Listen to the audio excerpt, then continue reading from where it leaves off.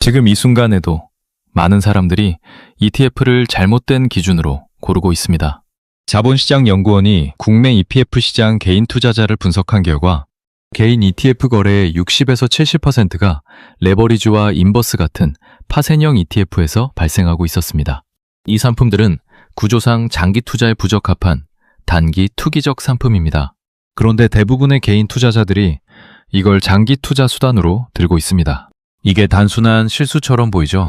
하지만 오늘 영상을 끝까지 보시면 이건 의지력의 문제가 아니라 우리 뇌가 설계된 방식 때문에 반복될 수밖에 없는 구조적 함정이라는 걸 알게 되실 겁니다.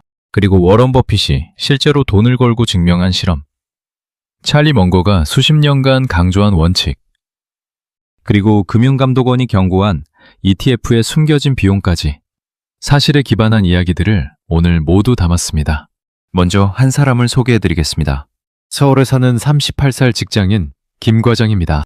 매달 50만 원씩 ETF에 투자하기로 결심했습니다. 유튜브를 보고 커뮤니티를 뒤지고 최근 6개월 수익률이 가장 높은 반도체 테마 ETF를 골랐습니다. 처음 2달은 좋았습니다. 수익이 났으니까요. 그런데 반년 후 그 ETF는 반토막이 났습니다. 김 과장은 이렇게 생각합니다. 왜 하필 내가 살 때가 꼭지였을까? 하지만 이건 운이 나빴던 게 아닙니다. 이미 연구로 증명된 패턴입니다. 자본시장연구원 분석에 따르면 개인 투자자가 ETF를 매수한 후 10일 뒤의 수익률은 평균 마이너스 1.62%였습니다. 반면 같은 날 매도한 종목의 수익률은 플러스 3.44%였습니다. 쉽게 말하면 개인 투자자들은 팔아야 할 때 사고 사야 할 때 팔고 있다는 겁니다. 왜 이런 일이 반복될까요? 지금으로부터 300년 전으로 가보겠습니다. 1720년 영국에서 역사상 가장 유명한 거품 붕괴 중 하나가 일어납니다. 사우스시 컴퍼니 버블입니다. 당시 영국 최고의 지성, 만유 인력을 발견한 아이작 뉴턴도 이 주식에 투자했습니다. 처음에는 빠져나와서 수익을 챙겼습니다. 그런데 주변 사람들이 계속 돈을 버는 걸 보자 더 큰 금액으로 다시 들어갔습니다. 결과는 처참했습니다. 뉴턴은 이런 말을 남겼습니다.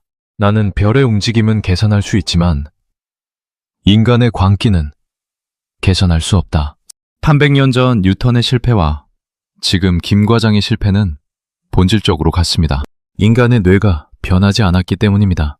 그렇다면 우리 뇌는 왜 이런 선택을 반복할까요? 세 가지로 나눠서 설명드리겠습니다. 첫 번째는 가용성 편향입니다. 우리 뇌는 최근에 자주 접한 정보를 더 중요하게 판단합니다. ETF로 치면 이렇습니다.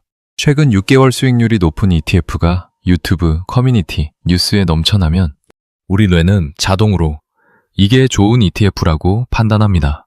미국 S&P 글로벌의 연구에 따르면 특화된 테마 ETF는 테마가 이미 과대평가된 시점에 출시되는 경향이 있습니다. 즉, ETF가 뉴스에 가장 많이 나올 때가 바로 가장 위험한 시점일 수 있습니다. 마치 어떤 식당이 줄이 가장 길 때 들어가면 가장 비싼 가격에 가장 붐비는 환경에서 먹게 되는 것과 같습니다.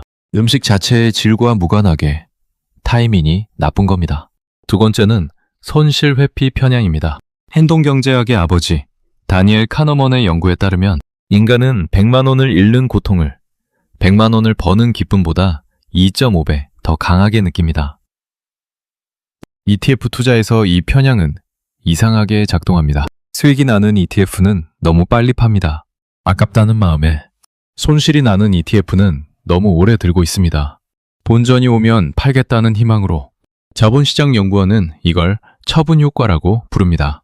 이익 포지션은 빨리 실현하고 손실 포지션은 방치하는 행동입니다. 직장에 비유하면 이렇습니다. 잘하고 있는 프로젝트는 너무 빨리 마무리하고 문제 있는 프로젝트는 손해가 분명한데도 계속 붙잡고 있는 것과 같습니다. 세 번째는 도파민 반응입니다. 우리 뇌의 보상 시스템은 예측 가능한 보상보다 예측 불가능한 보상에 훨씬 강하게 반응합니다.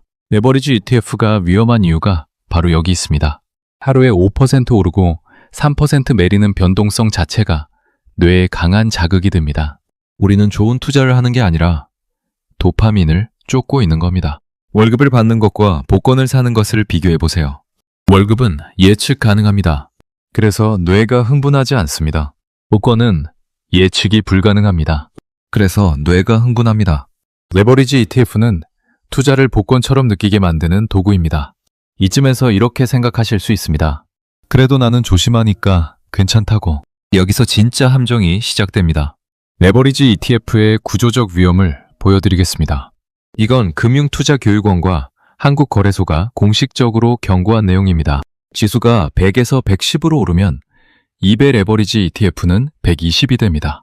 여기까지는 좋습니다.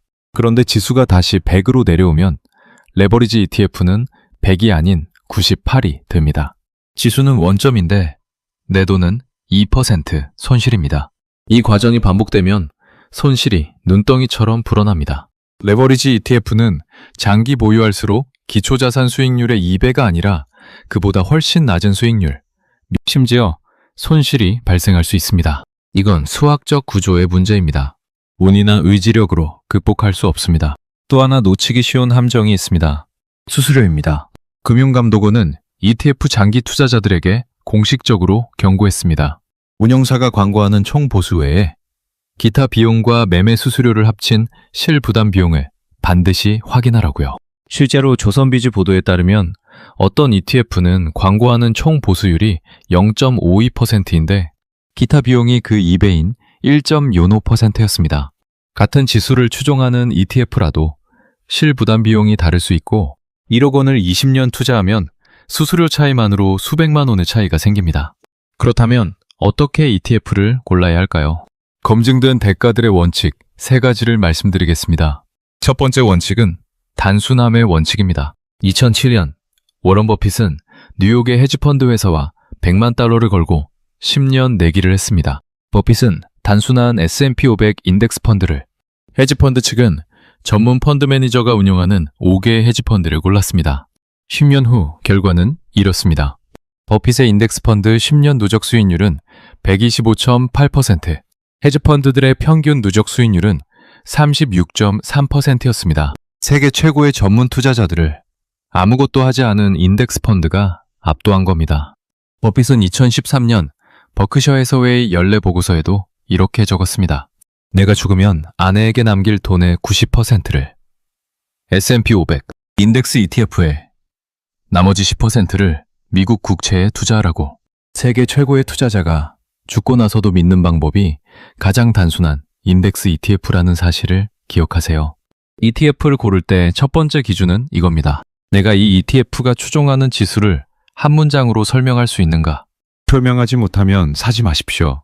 본인이 무엇에 돈을 넣는지도 모르는 채 투자하는 건 계약서를 읽지 않고 서명하는 것과 다르지 않습니다. 두 번째 원칙은 비용 최소화 원칙입니다. 찰리 멍거는 수십 년간 이 말을 반복했습니다. 투자에서 수수료는 확실한 손실이다.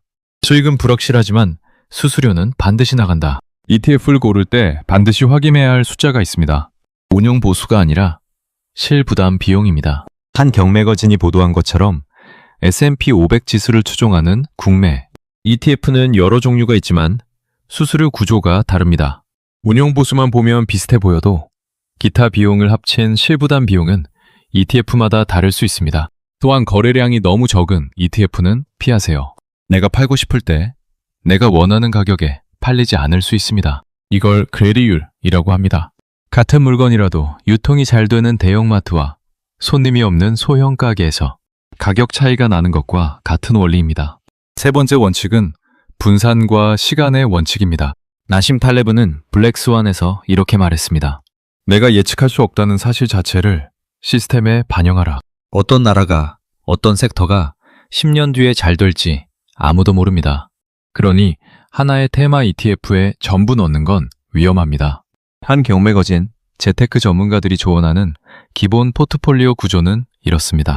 글로벌 지수 추종 인덱스 ETF를 핵심 자산으로 가져가고 채권 ETF를 섞어서 변동성을 낮추고 테마나 섹터 ETF는 전체의 10% 이내로만 담습니다. 그리고 가장 중요한 건 시간입니다. 매달 같은 날, 같은 금액을 자동으로 넣는 적립식 투자를 시스템화하세요. 주가가 높을 때는 적게, 낮을 때는 많이 사게 되어 평균 매입 단가를 낮추는 효과가 있습니다. 그런데 이것도 기분 좋을 때 더 넣고 시장이 무서울 때 멈추는 순간 의미가 없어집니다. 자동이체처럼 생각하세요. 연기요금 고민하면서 내는 사람이 없듯이 ETF 적립도 고민 없이 나가야 제대로 작동합니다. 오늘의 핵심을 한 문장으로 정리하겠습니다. ETF를 고르는 문제는 정보의 문제가 아니라 기준의 문제입니다. 뉴턴도 의지력이 없어서 실패한 게 아닙니다. 기준이 없었기 때문입니다. 워런 버핏은 세상에서 가장 복잡한 투자를 할 수 있는 사람이지만 가장 단순한 방법을 선택했습니다. 그게 원칙입니다. 오늘 당장 증권 앱을 열기 전에 딱 3가지만 확인하세요. 내가 이 ETF가 추종하는 지수를 한 문장으로 설명할 수 있는가? 수수료가 광고 수치가 아닌 실부담 비용 기준으로 최소화되어 있는가?